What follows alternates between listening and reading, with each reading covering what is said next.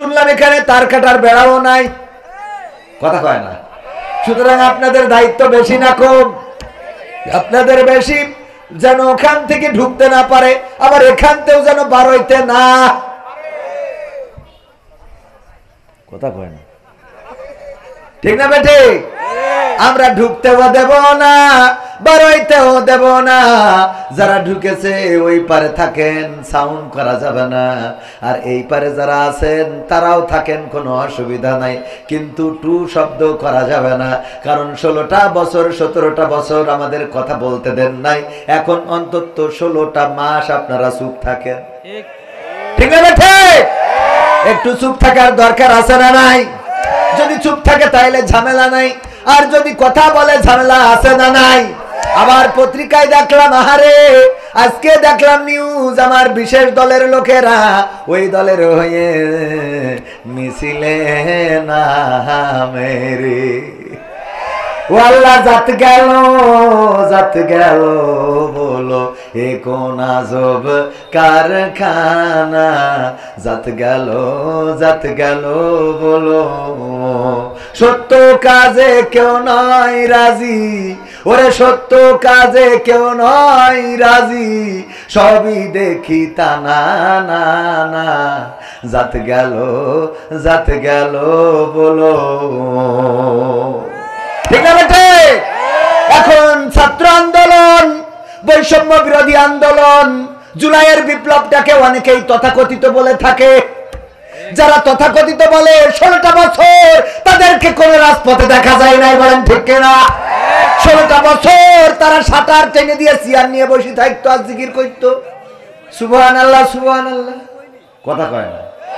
এখন আবার কথা বলে তথাকথিত ছাত্র আন্দোলন যদিও ভুল স্বীকার করে ক্ষমা চেয়েছে, কিন্তু এমন ভুল হবে কেন? কথা কয় না, এমন ভুল হবে কেন? মানে এটা হলো এরকম যে ওই আপনার একজন হোটেলে গেছে, তো হোটেলে যাওয়ার পরে ভিআইপি হোটেলগুলো, হোটেল আবাসিক হোটেল, ওইখানে তো টয়লেট গ্রামের মতো থাকে না, গ্রামে তো মানুষের এমনি বাসবাগানে ঝাড়া অভ্যাস। তো এখন তারপরেও যায় একটু টয়লেটে যায় বদনা নিয়েতে কাম সাইতে হয়, কিন্তু যেইতে হোটেলে যেই দেখে সে পায়খানা ঘর খুঁজে পাচ্ছে না। পরে কি করবে, ওতে তো কমোডে বসা অভ্যাস নেই, বুঝতেও পারিনি। একবার তো শুনলাম, আমি কাতারে যেয়ে শুনলাম, আমাদের একজন ভাই বলছে যে আরে আমার দাদা এবার ওমরায় যাওয়ার পরে, আমার দূর সম্পর্কের দাদা ওমরায় যাওয়ার পরে মক্কায় মোটামুটি ওই ডাউন প্যান্ট ছিল, সমস্যা ছিল না, মদিনায় এসে টয়লেটে ঢুকছে আর বেরোচ্ছে। আমি বলছি দাদা কি হয়েছে? কয় সে টয়লেট খুঁজে পাচ্ছিল। তো আমি বললাম যেটাই ঢুকছেন ওইটাই তো, কয় এইখানে সে কাম ছাড়বো সেটা করে। তো ওই যে ঢাকনা খুলি দেখাই দেওয়া হইলো, এই তো আছে এনে মানে কেমনে কি করবো। তো আমাদের একজন ভাই বলছে আপনার দাদা হয়তো, আপনি চলে আসেন, আমি শিখাই দিচ্ছি। পরে শিখাই দিয়েছে, আবার খানিক পর বেরোয় গেছে। বলছে দাদা কি হইলো, কাম সারেননি? তো বলছে কাম যে সারবো তা সোজ পক্ষী করে সেইটাই তো বুঝতে পারলাম না, বোঝেননি? মানে ওখানে কাম সারা যাবে, কিন্তু পানি খরচ করবো কি করে, এই নিয়ে টেনশন। তো যাই হোক, একজন বলছে যে এইটা আমি যখন কাতারে যেয়ে বললাম, বলছে আপনার দাদার তো এই ঘটেছে। আমার একজন আসিল, সে তো আর এক ঘটনা ঘটাইছে। ও করিস কি, চিড়ে ভিজাবে তো জায়গা খুঁজে না পেয়ে ওখানে যে পানি জমি রে ওর মধ্যে চিড়ে ভিজে এসে বলছে চিনিতে গুলাইতে আসি, সহ্য না করে পারা যায়।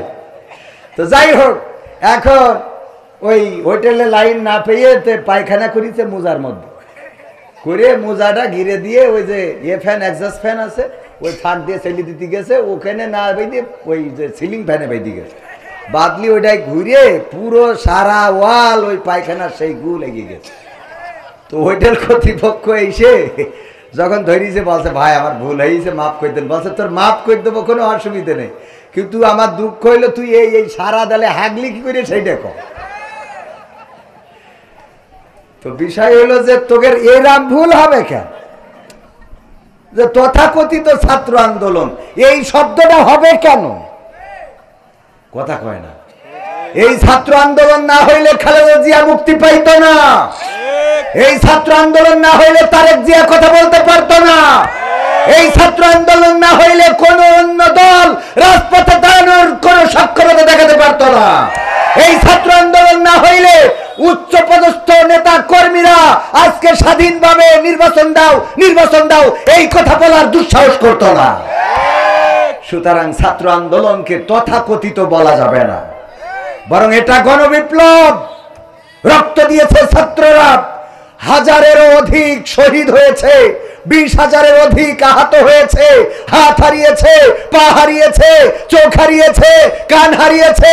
এই আন্দোলনকে যারা তথাকথিত বলে ওরা দাদাদের সুরে কথা বলে, দাদাদের প্রেসক্রিপশন নিয়ে চলে। সুতরাং দাদাদের সুরে যারা কথা বলবে তারা যেই দলের হোক না কেন বাংলার জমিনে তাদের রাজনীতি চলবে না। দাদাদের সুরে কথা বলবা, এই দেশে রাজনীতি চলবে। এতদিন দাদারা বাদ দিত, এখন আমরা বাদ দেওয়া শুরু করেছি, ঠিক না বে ঠিক? তার কাটার বেড়া আমরা লাগাবো। এই দেশ চলবে এই দেশের জনগণের ইচ্ছার উপরে নির্ভর করে। জনগণ যদি চায় ডক্টর ইউনূসকে ক্ষমতায় রাখবে, জনগণ যদি চায় বিএনপিকে ক্ষমতায় আনবে, জনগণ যদি চায় জামাতকে ক্ষমতায় আনবে, জনগণ যেটা সিদ্ধান্ত নেবে সেই জনগণের দেওয়া রায়েই এই দেশের সরকার প্রতিষ্ঠিত হবে। বলেন ঠিক কিনা? ডক্টর ইউনূস এই দেশের জন্য গর্বের কিনা? আমার তো মনে হয় এমন একটা দিন আসতে যাচ্ছে, আগে আমরা সরকার পতনের আন্দোলন করতাম, আর এখন যে আন্দোলন হবে সেটা বর্তমান সরকার রক্ষার আন্দোলন হবে। কারণ এই সরকার আসার পরে যদি আজকে ডক্টর ইউনূস না থাকতেন, তাহলে দাদারা এবং র মিলে এই বাংলাদেশকে এতক্ষণ বুবুকে নিয়ে গিয়েছেন, বুবুকে যথা জায়গায় বসিয়ে দিয়ে যেতেন, ঠিক না ঠিক? ডক্টর ইউনূস ছোট মাঠের খেলোয়াড় নন, তিনি বড় মাঠের খেলোয়াড়। এই জন্যে কিছু করা যাচ্ছে না। নির্বাচন হতেই হবে, নির্বাচন আসবে, টেনশন করার কিছু নাই। বক্তব্য হলো ধৈর্য ধারণ করতে হবে। যদি আওয়ামী সরকার এই ছাত্র আন্দোলন না হইতো, তাইলে এখন আওয়ামী সরকার ক্ষমতায় থাকতো 2028 সাল পর্যন্ত, ঠিক না ঠিক? তো 2028 সাল তো না, 26 সালে নির্বাচন দেবে। এতটুকু ধৈর্য সহজ হচ্ছে না, এত কান্তে আসে, কথা কয় না। হ্যাঁ, বিয়ে তো দেবো, ধানটা উঠুক, তাই না? ধানটা গুছাই তো দেবা না, ধান গুছানো না, আব্বা এখনই দিতে হবে। আল্লাহ হিদায়াত নসিব করে, বলেন আমিন। ক্ষমতায় কেউ স্থায়ী হয় না, হোক না সে হাসিনা কিবারে না, সে আরটা চিরকাল থাকে না। ক্ষমতায় কেউ স্থায়ী হয় না, মুজিবুর বেশি দিন থাকেনি, জিয়াউর কেউ তো রাখেনি। মুজিবুর বেশি দিন থাকেনি, জিয়াউর কেউ তো রাখেনি। এরশাদ চলে গেছে পৃথিবী ছেড়ে, এরশাদ চলে গেছে পৃথিবী ছেড়ে, কেউ আজ তার কথা কয় না। বলে ক্ষমতায় কেউ স্থায়ী হয় না, হাসিনা ক্ষমতা ধরে রাখতে আয়না ঘর বানিয়েছিল, জনগণের রোশন হলে সোনাই নদীর পারে গেল। হাসিনা ক্ষমতা ধরে রাখতে আয়না ঘর বানিয়েছিল, জনগণের রোশন হলে দাদার দেশে পালিয়ে গেল। ডিবি হারুনের পাশে আর, ডিবি হারুনের পাশে আর পরিমণিদের দেখা যায় না, ঠিক না বেঠে? এখন কি আর তাদের দেখা যায় না? যায় না। কিন্তু এখন আবার নতুন প্রেতাত্মা তৈরি হয়েছে। ডক্টর ইউনূসের কাছে নারীবাদীরা গিয়েছে, যে বলেছে যৌনকর্মী যারা তাদেরকে শ্রমিকের অধিকার দিতে হবে। বলেন নাউজুবিল্লাহ। ওরা আবার বলেছে ধর্মীয় অনুশাসন মেনে চলার কারণে, ধর্মের নিয়ম নীতির কারণে আমরা আশঙ্কা করি যে নারীদের অধিকার নষ্ট হবে, নারীদের অধিকার ক্ষুণ্ণ হবে। অথচ ইসলাম এসেছে নারীদের অধিকার দেওয়ার জন্য। বলেন ঠিক কিনা? ডক্টর ইউনূসের কাছে যেই নারীবাদীরা গিয়েছে, পতিতাদের শ্রমিক হিসেবে স্বীকৃতি চেয়েছে, ওরা নারীদের পক্ষের লোক না বিপক্ষের লোক? কোন মা কি চায় তার সন্তান পতিতাবৃত্তি করুক? কোন ভাই কি চায় তার বোন পতিতাবৃত্তি করুক?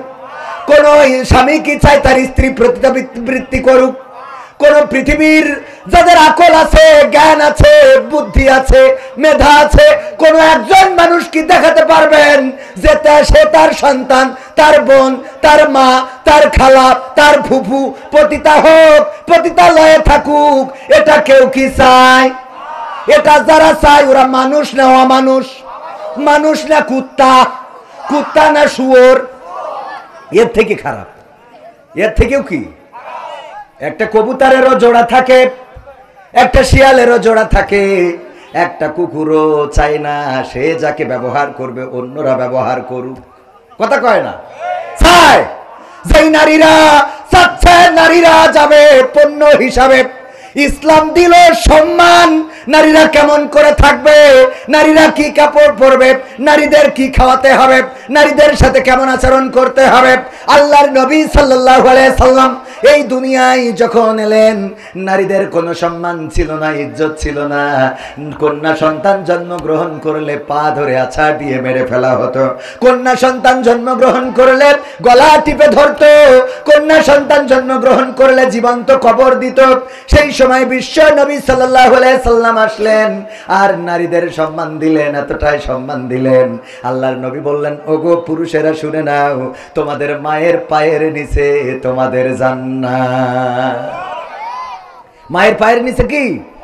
শুধু এটাই শেষ করেন নাই, বিশ্ব নবী সাল্লাল্লাহু আলাইহি সাল্লাম বললেন, ওগো পৃথিবীবাসী শুনে নাও, যদি কারো দুইটা কন্যা সন্তান আল্লাহ দান করেন, আর সেই দুইটা কন্যা সন্তান যদি নেকভাবে গড়ে তোলে, নেকভাবে গড়ে তুলে সৎ পাত্রস্থ করে, ভালো জায়গায় উত্তম জায়গায় বিবাহের ব্যবস্থা করে, ওই দুই কন্যা সন্তানের পিতা আর আমি নবী সাল্লাল্লাহু আলাইহি সাল্লাম আঙুল দুইটা একসাথে করে দেখিয়েছেন, এইভাবে একত্রে জান্নাতে বসবাস করব। সুবহানাল্লাহ বলা যাবে না? ইসলাম এতটাই সম্মান দিলেন নারীদেরকে। দাহিয়াতুল কালবির ঘটনা আপনারা জানেন। দাহিয়াতুল কালবি রাদিয়াল্লাহু তাআলা আনহু এসে কান্না করছেন। আল্লাহ রাসূল সাল্লাল্লাহু আলাইহি সাল্লাম বললেন, দাহিয়াতুল কালবি কাঁদো কেন? বলল, গো বিশ্ব নবী, কেন কান্না করব না? আমার জীবনের গুনাহগুলো কি মাফ হয়ে গেছে নাকি? আল্লাহর নবী বললেন, যখন তুমি কালেমা পড়েছো তখন তোমার জীবনের সমস্ত গুনাহ খাতা সমূহ মাফ করে দিয়েছেন কে? মাফ করে দিয়েছেন কে? সবাই বলেন কে? আল্লাহ রাব্বুল আলামিন জীবনের গুনাহগুলো মাফ করে দিয়েছেন। দাহিয়াতুল কালবি বললেন, ওগো বিশ্ব নবী, আমার ভয় হয় আমার জীবনে এমন একটা গুনাহ আছে যেটা হয়তো আল্লাহ ক্ষমা করেন নাই। বিশ্ব নবী বললেন, কি এমন গুনাহ করেছো জীবনে? দাহিয়াতুল কালবি বললেন, ওগো বিশ্ব নবী, আমার স্ত্রী যখন গর্ভবতী, আমি তখন বাইরে গিয়েছিলাম ব্যবসার জন্য, কাজের জন্য, কর্মের জন্য, রুজির জন্য। আমি বাইরে গেলাম। আমি বাইরে যাওয়ার পরে যখন আমার স্ত্রী আমার বাইরে খবর পাঠালো আমার কন্যা সন্তান, আমার সন্তান প্রসব করেছে, কিন্তু সে মৃত, সে জীবিত না।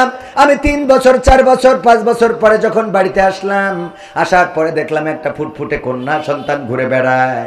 আমি বললাম, এই সন্তানটা কার? আমার স্ত্রী বলল, ওগো দাহিয়াতুল কালবি, এটা তোমার সন্তান। কি করে আমার সন্তান হয়? আমার সন্তান তো গর্ভে থাকাকালীন তুমি বলেছিলে মৃত সন্তান প্রসব করেছো। স্ত্রী বলল, ওগো স্বামী, আমি জানি তুমি কন্যা সন্তান হলে আমাকে মেরে ফেলার নির্দেশ দিবা। এত সুন্দর একটা বাচ্চারে কেমনে মারবো? দেখো কত সুন্দরী, আমি নাম রেখেছি জামিলা সুন্দরী। এই সুন্দরীরে তুমি এখন মারতে পারবা না। আমার ধারণা হলো ক্যামেরা লাগানো যাবে না। আমার অজনীতি হলে আমার অজের আগে শুরুতে আসতে হবে।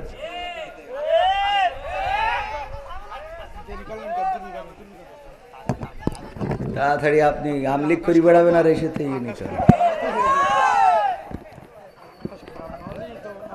পাগল। ওয়াজের মধ্যে এমনি লাইনে উঠে গেলে আবার বেলাইন হয়ে যায় না, এগুলো করতে। ছোট মানুষ এমনি থাক, অত মারতে হবে না, আবার আরো মানুষ খুলবে পরে, নেন, অসুবিধা নেই। ভাইদের কি করব, মায়াও লাগে রাগও হয়। আমার ইউটিউবার ভাইরা অনেকেই আছেন এখানে, যারা যে বক্তার আলোচনা নেবেন মাথায় রাখবেন উনি উঠার আগে আসবেন। এটা হলে আমি তো আর অত ভাইরাল কেউ না, আমারটা না নিলেও আপনাদের অসুবিধা না, ঠিক না? কিন্তু যার নেবেন তার যদি আমার তাই নিতে চান তাহলে আমার উঠার আগে আসতে হবে, এটুকু একটু করবেন, আল্লাহ তৌফিক দিন বলেন আমি। কিন্তু আবার 2-1 3-4 জায়গায় ভাড়া খাটে, মানে এক জায়গাতে মেরিয়া বাড়ি কেনা আসে, এখান থেকে মেরিয়া ভাড়া রাখ যায়। হ্যাঁ ভাই কালকে গেছিলেন না, ভাই কালকে সাতক্ষীরা সদরে মেরিয়া বাদ দিয়ে ভাটাই গেছে। আলহামদুলিল্লাহ বলেন আলহামদুলিল্লাহ। দাহিয়াতুল কালবি বলেন, ওগো স্ত্রী তুমি আমার কন্যা সন্তানকে কেন বাঁচিয়ে রেখেছ? বলল দেখো কত সুন্দরী, আমি নাম রেখেছি জামিলা, এত সুন্দরী কন্যাকে কেমন করে হত্যা করব? এখন তো বড় হয়ে গিয়েছে, আমার বিশ্বাস তুমি তারে হত্যা করতে পারবা না। আল্লাহর নবীকে দাহিয়াতুল কালবি বললেন, ওগো বিশ্ব নবী আমি যখন রাত্রে ঘুমালাম, রাত্রে যখন বেডে শুইলাম, আমার ওই কন্যা সন্তানটা একবার আম্মু বলে ওর মায়ের গলা জড়িয়ে ধরে, একবার আব্বু আব্বু বলে আমার গলা জড়িয়ে ধরে। আমি রাত্রে চিন্তা করলাম এই কন্যা সন্তানকে যদি বাঁচিয়ে রাখি, মানুষেরা আমারে বলবে ও কন্যা সন্তানের বাবা। আমি যখন রাস্তায় চলবো বলবে কন্যা সন্তানের পিতা যায়, আমার মেয়ে অন্যের বাড়িতে থালা বাসন মাজবে, আমার মেয়ে অন্যের পণ্য হয়ে যাবে, পণ্য সামগ্রী হয়ে যাবে। এই সমাজে তো মেয়ে সন্তানের কোনো দাম নাই, আমার সন্তানের কোনো দাম থাকবে না, মান থাকবে না। সুতরাং এই সন্তানকে বাঁচানো যাবে না, বাঁচিয়ে রাখা যাবে না। সিদ্ধান্ত নিলাম কালকেই হত্যা করব। সকালবেলা স্ত্রীকে বললাম, ওগো স্ত্রী গুছিয়ে দাও, আমি কন্যা সন্তানকে নিয়ে আত্মীয়ের বাড়িতে বেড়াতে যাব। আমার সন্তানকে গুছিয়ে দিল বিশ্বাসে সরল মনে। আমি যখন আমার সন্তানকে নিয়ে যাই, মাঝে মাঝে পিছনে পড়ে যায়, সন্তান আব্বু আব্বু বলে দৌড়ে এসে আমার জড়িয়ে ধরে আর বলে, ওগো বাবা কত দূর আত্মীয় বাড়ি, এত দূরে কেন নিয়ে যাও? আমি যখন আমার গন্তব্যে পৌঁছে গেলাম, একটি পাহাড়ের কাছে, পাহাড়ের পাদদেশে পৌঁছালাম, সেখানে আমার সাথে নিয়ে যাওয়া অস্ত্র দিয়ে আমি গর্ত খনন করা শুরু করে দিলাম। আমি একটা গর্ত খনন করি, আমার দাড়িতে ধুলাবালি লেগে যায়, আমার কন্যা সন্তান দূরে খেলা অবস্থায় ফিরে আসে আর আমার কোলে বসে দাড়ির ধুলাটা ঝেড়ে দেয় আর বলে, বাবা এত কষ্ট কেন করো? এত কষ্ট করার তো দরকার নাই। দাড়ির ধুলাগুলো ঝেড়ে দেয় আর আমারে কষ্ট করতে নিষেধ করে। আমি সন্তানকে বললাম, মা দূরে যাও, খেলা করো, তোমারে ডাকবো আমার কাজ শেষ হয়ে গেলে। গর্ত খনন করা হয়ে গেল, আমি আমার কন্যাকে ডাকলাম, কন্যা এদিকে আসো, জামিলা আমার কাছে আসো। জামিলা আমার কাছে আসলো, আমি তার হাতে পায়ে আমার সাথে নিয়ে যাওয়া রশি দিয়ে বাঁধলাম, তারপরে আমি গর্তের মধ্যে ছুঁড়ে ফেলে দিলাম। আমার কন্যা সন্তানটা গর্তের মধ্য থেকে বারবার করে চিৎকার করে বলল, ওগো বাবা আমারে তুমি মায়েরো না, বাবা গো আমারে তুমি হত্যা করো না। ওগো বাবা আমি তোমারে কখনো বাবা বলে ডাকবো না। আমি আমার মাকে জিজ্ঞাসা করতাম, ওগো মা সব সন্তানের বাবা আছে, আমার বাবা কোথায়? কিন্তু তুমি বাবা আমার আজরাইল হয়ে আসবা বুঝি নাই। ওগো বাবা ক্ষমা করে দাও এবারের মতো, আমি কখনো তোমাকে বাবা বলে ডাকবো না। আল্লাহর নবীকে দাহিয়াতুল কালবি বললেন, ওগো বিশ্ব নবী আমি আমার কন্যার কোনো কথা শুনলাম না, আমি একটা পাথর নিলাম, আমার পাথরটা আমি আমার কন্যার বুক বরাবর নিক্ষেপ করে দিলাম। ওই ভারী পাথরটা যখন আমার কন্যার বুকের উপরে পড়লো, চারিদিক থেকে রক্ত ফিনকি দিয়ে বের হয়ে গেল আর মুখ থেকে একটা আওয়াজ বের হলো, আব্বা। আমি এখনো যখন পথ চলি হঠাৎ করে আমার কন্যার সেই আব্বা চিৎকারটা শুনতে পায়। আমার কন্যা যেন চিৎকার করে বলে, আব্বা আব্বা। এই চিৎকারটা আমি এখনো শুনি। আল্লাহর নবী যখন এই ঘটনা শুনছিলেন, কিতাবে এসেছে বিশ্ব নবী সাল্লাল্লাহু আলাইহি সাল্লামের চোখ থেকে অশ্রু ঝরে দাড়ি ভিজে টপ টপ করে মাটিতে পড়ছিল।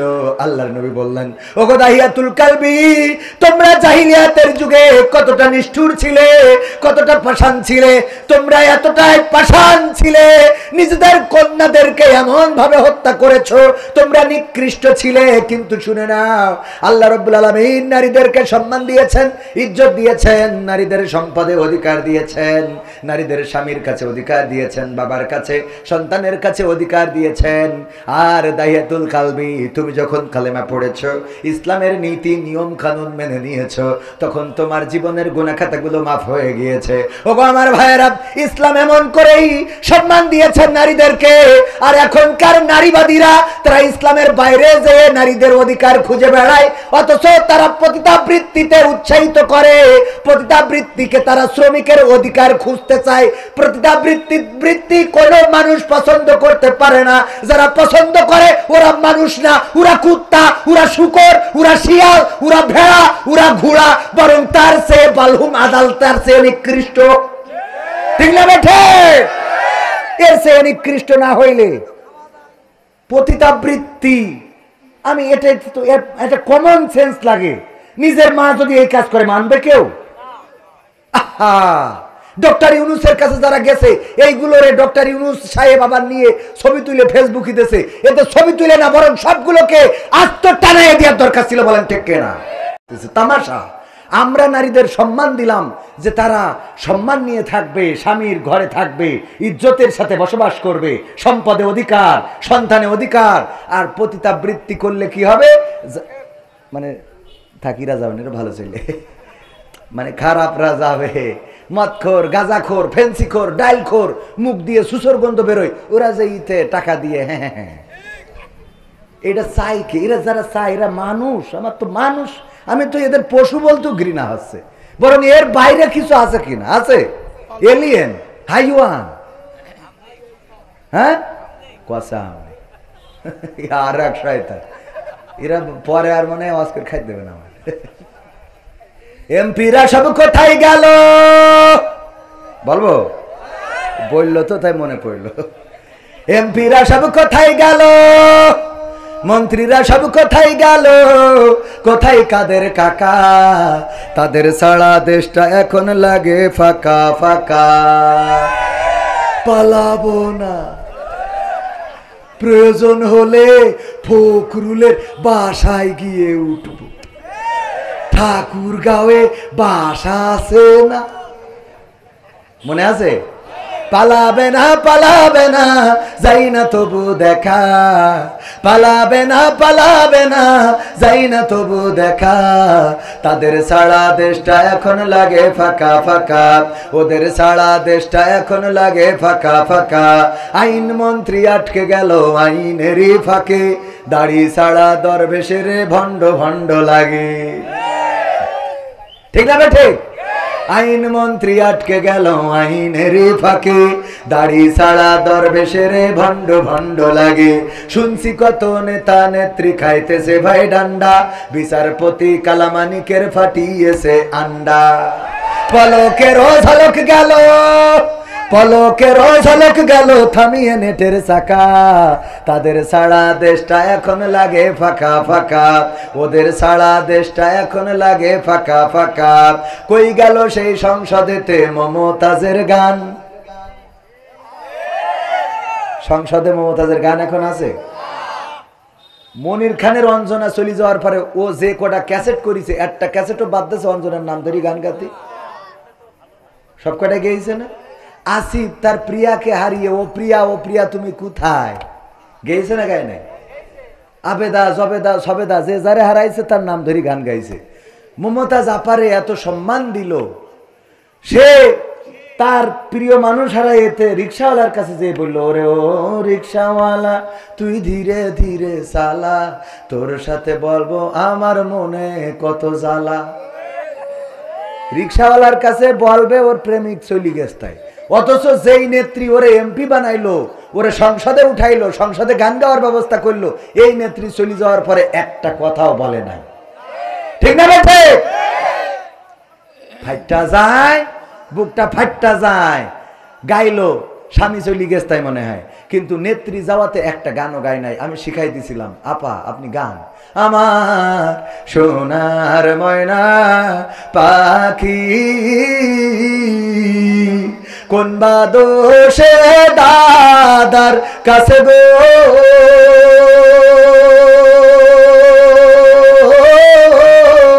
আমরা দেশে কেমনে থাকি রে আমার কলজের ময়না পাখি। গাওয়ার দরকার ছিল না, ছিল না, তবে গাচ্ছে না তা না, হয়তো গান গায় কিন্তু সেই গানটা এমন এখন হয়েছে দেখেন সব আদালতে তুলতেছে, কেউ ভেন্সি কাটে। শাহজাহান বলে আমাদেরও সময় আসবে। সময় তো তোমাদের ছিল, আবার নতুন করে কি আসবে? কথা কয় না। সময় তো তোমাদের ছিল, তোমরা সময়টাকে নিয়ে এতটাই অহংকার, এতটাই অধ্যত্ত দেখিয়েছ, মানুষকে মানুষ মনে করো নাই। ইসলামী আন্দোলনের নেতা কর্মীদেরকে মামলা দিয়েই ক্ষান্ত হও নাই, তাদেরকে ধরেছ, রিমান্ডে নিয়েছ, নির্যাতন করেছ, জেলে ভরেছ। এমনকি বাংলাদেশে ইসলামী আন্দোলনের নেতৃত্ব শূন্য করার জন্য এক এক করে সব নেতা কর্মীদেরকে ফাঁসির কাস্টে ঝুলিয়েছ। ঠিক না বেঠে? ফাঁসির কাস্টে ঝুলিয়েছে আল্লামা দেলওয়ার হুসাইন সাইদি, যার জন্য এই সাতক্ষীরা কোলারওয়ার মাটির সহদার দুই ভাই শহীদ হয়েছে একই সাথে, আর অসংখ্য মানুষ শহীদ হয়েছে। ওগো আমার ভাইয়েরা, এই কোরআনের পাখি আল্লামা দেলওয়ার হুসাইন সাইদিকে তারা কারাগারে রেখেই ক্ষান্ত হয় নাই, বরং এই মানুষটাকে ইনজেকশন পুশ করে এই পৃথিবী থেকে বিদায় করে দিয়েছে। বলেন ঠিক কিনা? অধ্যত্ত এতটাই ছিল, আল্লামা সাইদি ইন্তেকালের পরে তার জানাজাটাও পড়তে দেয় নাই ঢাকা শহরে। আমরা বাগেরহাটে গেলাম, এই হাতে আল্লামা সাইদির কবর খনন করেছি, লাশটা ধরে কবরে নামিয়েছি। ওগো আমার ভাইয়েরা, যখন ফিরে আসি তখন আমাদের গাড়িতে হামলা করেছে বাগেরহাটে। যারা হামলা করেছিলেন, খুলনায় যারা কবর দিতে দাও নাই, আল্লামা সাইদির ওসিয়ত ছিল যে তার কবরটা যেন সিদ্দিকিয়া আলিয়া মাদ্রাসায় হয়, কিন্তু সেখানে কবর দিতে দেয় নাই। ওইখানে দাঁড়ায় স্লোগান দিল, বাংলার ইহুদি দেলওয়ার হুসাইন সাইদি। বলেন নাউজুবিল্লাহ। যারা বাংলার ইহুদি দেলওয়ার হুসাইন সাইদি এই কথা বলেছিল, আল্লাহ ধরে ধরে ধরে না, ধরলে আল্লাহ ছাড়ে না। আজকে সেই সাইদির সন্তানেরা আছে, সাইদি প্রেমিকেরা আছে, সাইদির কবরও আছে, কিন্তু যারা এগুলো বলেছিল তাদের দেখা মেলে না। ঠিক না বেঠে? দেখে তো মেলে না, মেলে না। শুধু তাই না, তারা কোথায় আছে, তাদের কবর বাংলার জমিনে হবে কিনা সন্দেহ। মাঝে মাঝে বলে আমরা চট করে ঢুকে পড়বো, কিন্তু বাংলাদেশের মানুষ বলে বুবু আইবা, তুমি আইবা রে, আইয়া বুবু সিয়ার পাইবা না। বুবু আইবা, তুমি আইবা গো, আইসা তুমি সিয়ার পাইবা। পাবে বাংলাদেশের জমিনে, আর এই সিয়ারটা পাবে না, এই সিয়ার আর দেয়া হবে না। কারণ যেই দলের নেত্রী নেতা কর্মীদের চিন্তা না করে নিজে হেলিকপ্টারে করে উড়ে যায়, নিজের চিন্তা নিজে করে চলে গেছে। তুই তো দাদার কাছে যে ভালোই আছো, কিন্তু আমাদের যে কি অবস্থা এটা বুঝবা না। কথা কয় না। আমাদের তো অবস্থা খারাপ, বেরোইতে পারি না, লজ্জা লাগে। আরে এরপরেও আবার মাঝে মাঝে ঝটিকা মিছিল দেখা যায়। যারা ঝটিকা মিছিল করে, ওদের যদি ন্যূনতম লজ্জা থাকতো তাইলে অন্তত রাস্তায় নামতো না। কথা কয় না। তুই যে চেয়ারম্যানের জন্য ছুটি বেড়াচ্ছিস, নারায়ে তাকবীর, বিশেষ অতিথির আগমন, মাহফিলের পক্ষ থেকে। এটা ওয়াজ শুনে কি ঠান্ডাই গেল নাকি? আমি তো বাবু আকর্ষণ, এই জন্য ওয়াজও মানে কোন দিকে যাবো লাইন খুঁজে পাচ্ছি না। একবার মনে করছি ওয়াজ শুনে, একবার মনে করছি গান শুনে। কারণ আকর্ষণ কি শোন, বিশেষ আকর্ষণ। হ্যাঁ, বিশেষ